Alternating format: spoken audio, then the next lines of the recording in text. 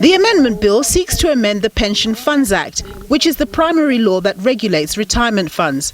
Members of the Standing Committee on Finance had many questions for National Treasury, a key one being whether the proposed two-pot retirement system applies to all retirement funds. National Treasury pointed out that it did, but that there were potential discrepancies with some public sector funds. The two-pot system will apply to all funds, including public sector funds. So the GPF is included in the two-pot system.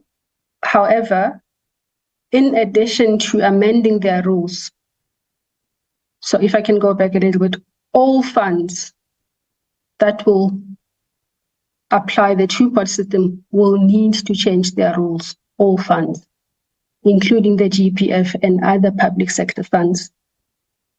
The challenge is that with public sector funds, including the GPF, in addition to amending their rules, their fund rules, they also need to amend certain aspects of their statutes, of their founding statutes. MP Mzwanele Manyi asked whether the two-pot retirement proposal was in alignment with the demands made by Labour. We have tried as much as possible to align with the comments that we have received. Firstly, with the seed capital being increased, also being cognizant of the fact that funds need to be used for emergency cases. We don't stipulate that, but we encourage members not to withdraw willy-nilly.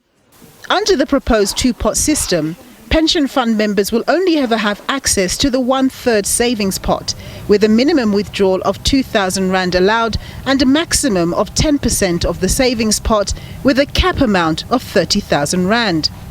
While the two-thirds retirement savings are set to be preserved until retirement.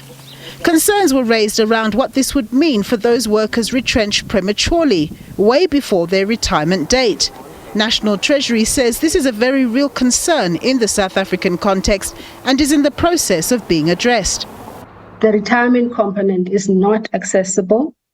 We still need to work out how a retrenched member can access the retirement component because we are subjecting it to preservation. So that will be the second phase of the reform, to ensure that a member that gets retrenched, not someone that resigns out of their own voluntary will, someone that's retrenched, it's not something that they chose.